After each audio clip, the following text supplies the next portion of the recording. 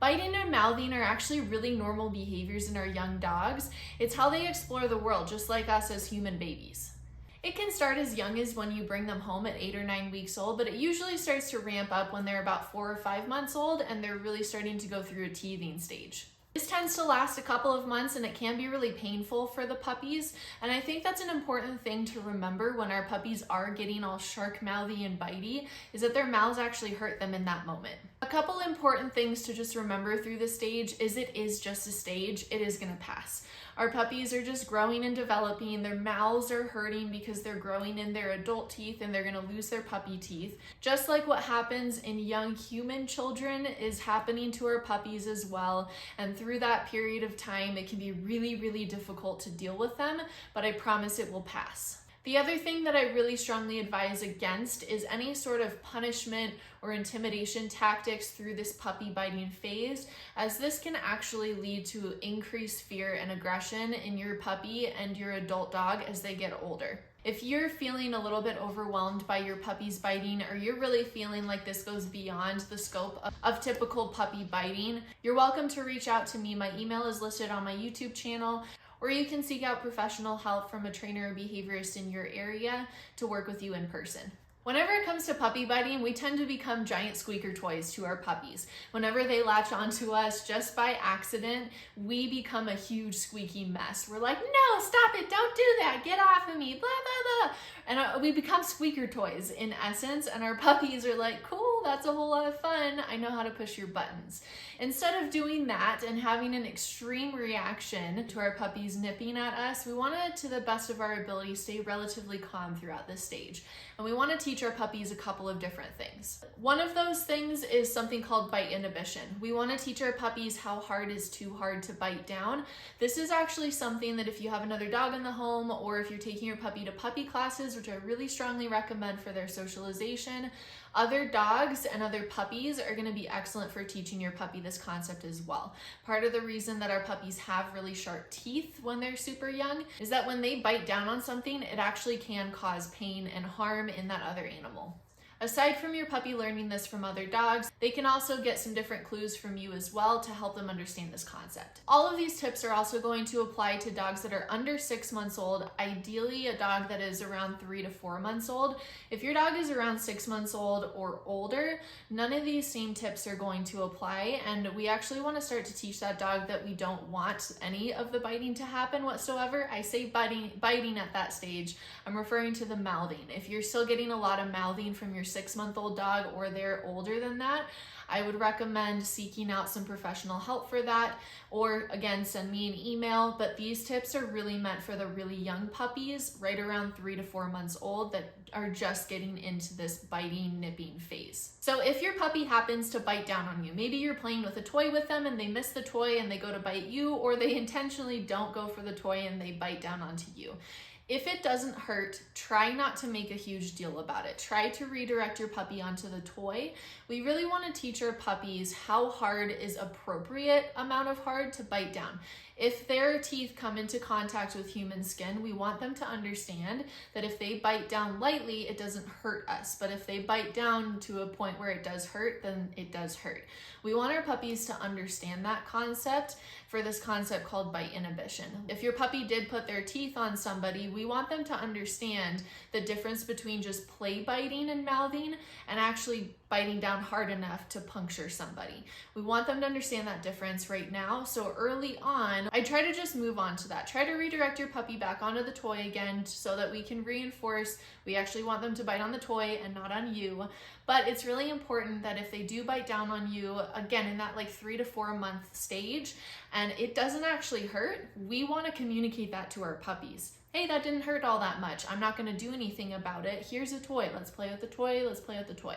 I really like to use what I call like a 3 strikes and you're out rule here. If they bite down on you and it doesn't hurt and they get redirected onto a toy and then they choose to bite down on you again, redirect onto a toy, and then they do it a 3rd time, they redirect onto you, that's when the game ends. So while we do want to let the little stuff go and not actually really acknowledge it very much, we definitely don't want to encourage our puppies to continue to bite down on us, even if they're doing so lightly. So I use a 3 strikes and you're out, give your puppy 3 chances, and you're really trying to redirect them onto that toy, shoving the toy in their mouth, getting a different toy, something soft, something squishy, something they're gonna want to bite down on, and they're continually choosing to bite down on you. That's when you're going to nicely remove yourself. You are the reinforcer in that moment. So leaving your puppy in an X pen, and you exit that X pen, walking into a separate bedroom door and closing the door for a moment, putting your puppy in their crate with a chewy to work on, something like that. A lot of times whenever our puppies get excessively mouthy like that, they're actually just really tired and they need to go take a nap. The same thing is going to apply if your puppy bites down too hard, to the point where it does actually hurt. That's not where we're going to use a 3 strikes and you're out rule. That's where we're actually going to just remove ourselves immediately from the picture. Puppy bites down too hard equals person immediately leaves. So we can help communicate to our puppies that that was too hard. And again, we're removing the reinforcement from the picture in that moment. Our puppies are going to start to understand over a period of time that we actually leave whenever they bite down too hard. When you come back from both circumstances, whether it was a 3 strikes and you're out, or your puppy bit down too hard, you're gonna come back with a toy or treats ready to go to redirect your puppy's attention onto. In both cases, if you're coming back and your puppy's continuing to nibble on you, they're probably tired. They're probably tired and they need a break. So at that point, I would recommend stopping playtime with them and giving them some chewy or licking mat or something of the sort to put them in their crate, put them in their X pen, let them work on, and then I bet they will probably pass out. A lot of times our puppies get overly bitey and overly nippy whenever they're tired. As our puppies get older and they start to approach more of that 6-month mark, we're gonna start taking less and less of that playful biting and playful nipping. We're not gonna let that go as much anymore, because we then at that point really wanna teach our puppies, you just can't mouth me. So like I said, bite inhibition, other dogs can teach your puppy this the best, but we can also help to reinforce that by not immediately making a huge deal about it. If our puppy mouths us and it doesn't actually hurt, try not to make a deal about that. Just redirect your puppy onto a toy. If they continue to mouth you, they're probably overtired. You're gonna exit for a moment, but if they continue to mouth you after you come back and you're trying to redirect onto a toy, they probably need a nap at that point. If your puppy bites down a little bit too hard, you're gonna leave immediately. You could say something like game over or uh-oh right before you leave to your puppy and then leave, but it's not entirely necessary to say anything, and it's definitely not necessary to shout at your puppy in that moment either. I definitely know puppies that if we shout no or stop that at them, it just riles them up a whole lot more. So I really recommend in that moment instead, you just remain calm and we show our puppies that the game ends the moment that that happens. So my second point is I talked a little bit in my first point about redirecting your puppy onto a toy. That is my second point, is we have to teach our puppies what is appropriate to chew on versus not appropriate to chew on. Your clothing, your limbs, your furniture, not appropriate things that we want our puppies chewing on.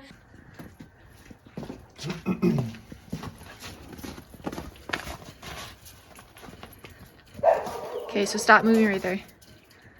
Wait for him to look up. Yeah, good boy. Good job.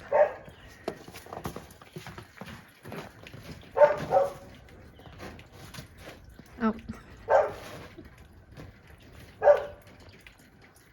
Good boy.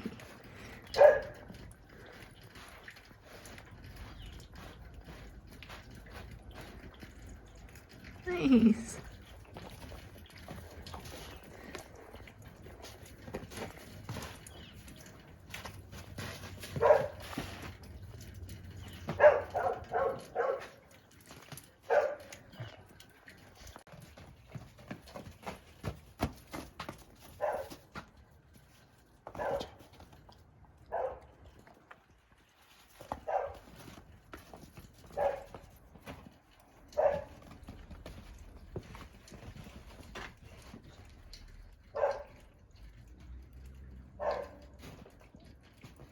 You can even like wave your leg and all dramatically in front of him too.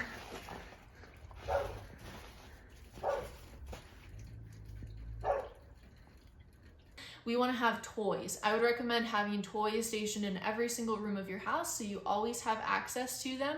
But if we keep reinforcing that with our puppies as we're swapping out one thing for a chew toy, if we're swapping out our arm for a chew toy, if we're carrying a toy around, if we're making sure that we always have toys available for our puppies will start to learn over a period of time that it is actually the toys that is okay for them to put their mouths on.